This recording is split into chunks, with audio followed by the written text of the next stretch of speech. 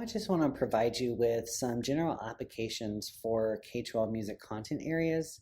Now, this is, focused lesson planning is not the end all be all when it comes to instructional planning. It's just honestly what worked for me and what has worked for others that I have supported that kind of brought a bigger picture to their instructional planning process and helped them. So I wanted to provide you with that idea as well, but it may not work for you. It may not be your solution, and that's totally fine. But I did want to provide just some general applications, just kind of to spark your kind of instructional planning journey. So in general music, that's kind of my world that I taught in. I thought of a musical concept or idea or theme or standard, and then again, like I was saying before, just kind of pulled from different musical activities to enhance the learning of that concept.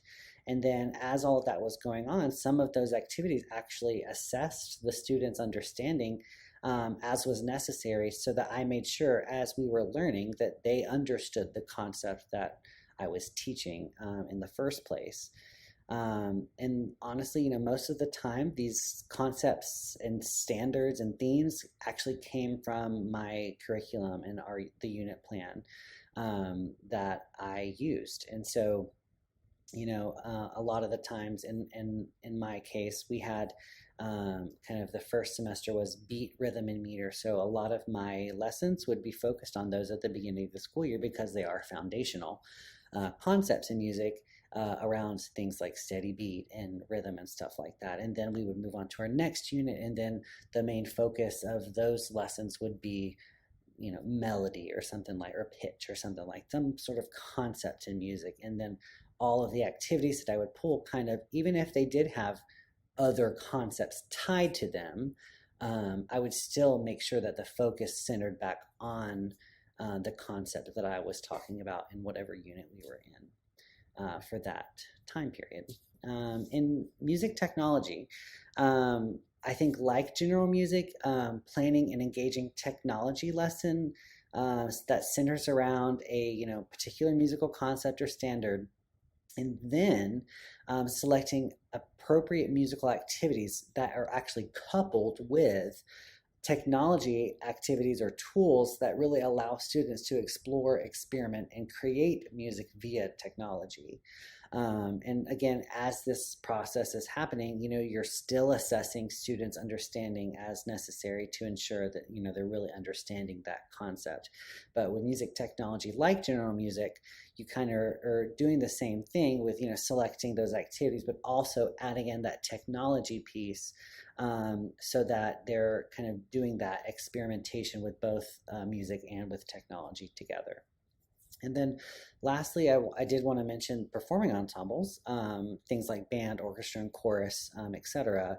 When I was talking to some colleagues from across the state in regards to performing ensembles and how they actually planned, I started thinking like, well, what actually comes first, the chicken or the egg? Is it the repertoire that you choose, or is it the musical concepts that you choose first? So which comes first in the planning process for you? And generally, many teachers just said it kind of varies from teacher to teacher and what they like to do in their classroom. Or maybe it depends on the ensemble level, or maybe it just depends on the concept. But many teachers address, these concepts through fundamentals of technique and practice, and then apply those to the repertoire that they have chosen. So it just kind of depends. Some teachers choose the repertoire and then pull the concepts out of the repertoire itself, or the musical concepts out of the repertoire, and some teachers kind of find repertoire to suit the needs of the musical concept that they are learning. And as they are doing this, just like the other kind of music content areas, they are still assessing their students' understanding of the concept as they go along. And so these are just some general applications, but I thought it would be wise to show how kind of focused lesson planning can be seen, evident in not just general music, but how does it look in chorus, how does it look in music tech, and so on and so forth.